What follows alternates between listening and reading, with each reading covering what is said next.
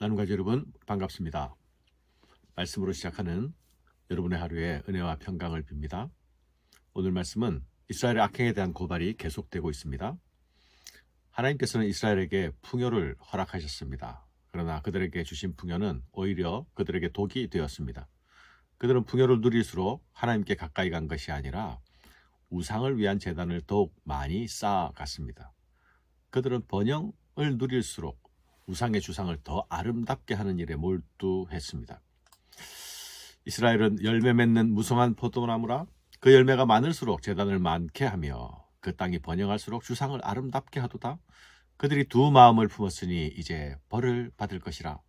하나님이 그 제단을 쳐서 깨뜨리시며 그 주상을 허시리라. 이스라엘이 무성한 포도나무처럼 열매가 많게 된 것은 하나님께서 그들에게 베푸신 은혜였지요. 그러나 그들은 주신 은혜에 반응하기보다 풍요의 신 바알을 쫓아갔습니다. 풍요를 맛보자 그것에 취해서 더 큰 풍요를 향해 달려간 것이죠. 그들은 바알을 풍요의 신이라 믿었습니다. 가나안의 세계관 속으로 빠져 들어간 것입니다. 이런 이스라엘을 향해서 너희가 두 마음을 품었다고 하나님은 말씀하십니다. 여기서 두 마음이란 의역입니다. 본뜻은 거짓된 마음입니다. 거짓된 마음은 겉과 속이 다른 마음이 아닙니까?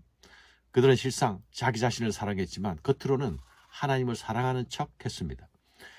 자신을 사랑하는 마음이 하나님이 아니라 더 나은 더 나은 번영을 쫓아가게 했던 것입니다. 이것이 그들이 바알로 달려간 이유입니다. 그들은 불을 맛볼수록 더 많은 제단을 쌓고 더 아름다운 주상을 만들어 갔습니다. 이것은 이스라엘의 종교적인 타락상이기도 하죠. 하나님은 이런 이스라엘에게 벌할 것이다 말씀하십니다. 그들이 쌓은 제단을 깨뜨리실 것이고 그들이 만든 주상을 허물어 버릴 것이라 말씀하십니다. 그들이 이제 이르기를 우리가 여호와를 두려워하지 아니하므로 우리에게 왕이 없거니와 왕이 우리를 위하여 무엇을 하리요 하리로다. 풍요와 번영에 취했던 이스라엘은 하나님의 징계와 함께 추락을 맞이하게 될 것입니다. 그때 그들이 이렇게 말할 것이라 말씀합니다. 우리에게 왕이 없다. 왜냐하면 우리는 여호와를 두려워하지 않았기 때문이다. 우리에게 설령 왕이 있다 한들 그 왕이 우리에게 무엇을 해줄 수 있단 말인가? 라고 말하게 될 것이라 합니다.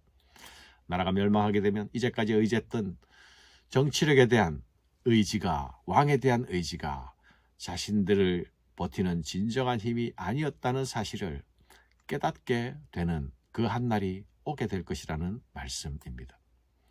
사랑하는 여러분, 자기 사랑에 취한 시대의 사회상은 어떤 모습이 나타나고 있을까요? 4절 말씀이 그것을 잘 보여주고 있습니다. 그들이 헛된 말을 내며 거짓 맹세로 언약을 세우니 그 재판이 바디랑에 돋는 독초 같으리로다.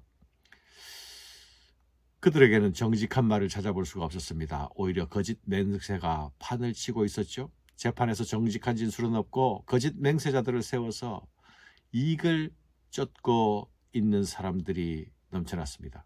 돈 있고 힘 있는 자들이 가난한 자들의 재산을 탈취해 갈 때에 법의 이름으로 빼앗아간 것이죠. 아방이 나봇의 포도원을 빼앗을 때처럼 거짓 맹세자들을 세워 나봇을 희생시켰던 것처럼 그들은 재판에서 힘없고 가난한 자들을 몰아버렸습니다. 무덤으로 몰아버렸습니다. 재판이 독초 같다고 말씀하지 않습니까? 재판의 자리는 결코 정의가 실현되는 자리가 아니었습니다. 살짝 몸을 스치기만 해도 온몸에 두드러기가 나고 고통을 느끼게 되는 독풀처럼 재판은 힘없고 약한 사람들을 잔인한 고통 속으로 몰아넣었습니다. 이것이 탐욕에 사로잡힌 자들이 만들어내는 잔인한 사회의 모습입니다. 이제 이스라엘은 정상적인 나라라 할 수 없습니다. 겉은 멀쩡해 보이지만 속을 들여다보면 어디 하나 성한 데가 없습니다. 그들이 하나님을 아는 지식을 버렸기 때문이고 그들이 사랑과 인애를 버렸기 때문입니다. 이런 이스라엘을 하나님은 바로 보시지 않습니다. 사마리아 주민이 벳아웬의 송아지로 말미암아 두려워할 것이라 그 백성이 슬퍼하며 그것을 기뻐하던 제사장들도 슬퍼하리니 이는 그의 영광이 떠나감이며 그 송아지는 아수르로 옮겨다가 예물로 야렙 왕에게 드리리니 에브라임은 수치를 받을 것이요 이스라엘은 자기들의 계책을 부끄러워할 것이며 사마리아 왕은 물 위에 있는 거품같이 멸망할 것이며 이스라엘의 죄 곧 아웬의 산당은 파괴되어 가시와 찔레가 그 제단 위에 날 것이니 그때에 그들이 산들어 우리를 가리라 할 것이요 작은 산들어 우리 위에 무너지라 하리라. 벳아웬이란 이스라엘의 국가적인 성수인 베델을 가리키는 말입니다. 베델은 하나님의 집이란 뜻이 아닙니까? 이제 하나님은 더 이상 베델을 베델이라 부르지 않고 벳아웬이라 부르십니다. 벳아웬이란 사악의 집이라는 뜻입니다. 하나님의 집이 아니라 사악한 집이 되었다는 말입니다. 왜 베델이 사악한 집이 되어버렸습니까? 그들이 그곳에 금송아지를 갖다 놓았기 때문이죠. 그러나 금송아지를 모시던 사마리아는 결국 슬픔을 당할 날을 맞이하게 될 것입니다. 그들이 모시던 송아지는 아수르의 호전적인 왕 야렙에게 예물로 바쳐지게 되는 수치를 당할 것입니다.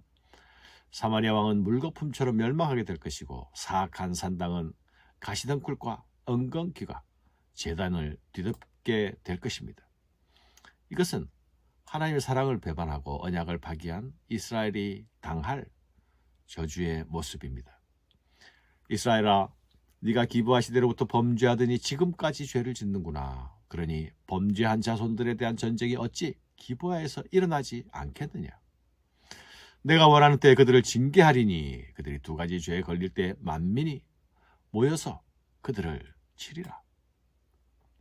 이스라엘의 죄악은 사사기 기브아 시대의 죄악에서 한치도 벗어나지 못했습니다. 나그네를 대접하지 않고 오히려 악행한 그들의 악행은 아직도 진행형입니다. 베냐민 지파가 멸족의 위기를 맞았던 것처럼 민족들이 일어나 이스라엘을 향한 심판을 시작할 것입니다. 에브라임은 마치 길들인 암소 같아서 곡식 밟기를 좋아하나 내가 그의 아름다운 목에 멍에를 메우고 에브라임 위에 사람을 태우리니 유다가 밭을 갈고 야곱이 흙덩이를 깨트리리라. 이스라엘은 한때 잘 길들여진 암초처럼 유용했습니다. 그러나 이제 그의 목에 멍에를 메울 것이라 말씀합니다. 멍에만 메워지는 것이 아니라 그 등에 사람을 태운 채로 밭을 갈아야만 하는 운명을 맞이하게 될 것이라 하십니다. 이전에는 그들이 자유를 누렸으나 이제는 그들이 강제적으로 일을 해야만 하는 형벌의 날이 올 것이란 말씀입니다. 사랑의 언약을 떠나서 언약을 배신한 자들에게 기다리고 있는 것, 그것은 심판과 형벌밖에 없습니다. 그들의 삶의 자리에서 공의와 인애를 기대하셨지만 그런 기대, 하나님을 실망시킨 대가는 오직 기다리고 있는 파멸만 남아 있습니다. 이런 이스라엘을 향해 하나님은 말씀하십니다.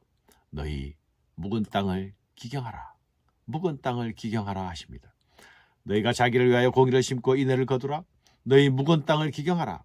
지금이 곧 여호와를 찾을 때니 마침내 여호와께서 오사 공의를 비처럼 너희에게 내리시리라. 하나님은 너희 밭을 갈아엎어라 하십니다. 공의를 심고 인애를 거두라 하십니다. 지금이 여호와를 찾을 때라 말씀하십니다. 여호와를 찾기만 하면 여호와께서 찾아오시고 공의를 비처럼 내리시겠다 말씀하십니다. 심판의 경고는 곧 돌이킴과 회개의 촉구입니다.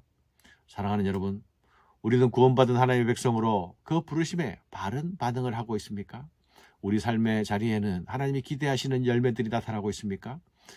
한 손에 구원을 쥐고 다른 한 손으로는 풍요와 번영과 내 욕망을 쫓고 있지는 않습니까? 내 행복과 내 자유만 추구하고 있지는 않습니까? 우리 삶의 자리에 하나님이 기대하시는 열매들을 찾을 수 없다면 지금이 묵은 땅을 갈아엎어야 할 때입니다. 깨어지고 부서지는 아픔이 있더라도 다시 땅을 파야 합니다. 그리고 공의를 심고 인애의 씨를 뿌려야 합니다. 눈물로 사랑의 씨를 뿌리는 자는 기쁨으로 단을 거두게 될 것입니다. 감사합니다.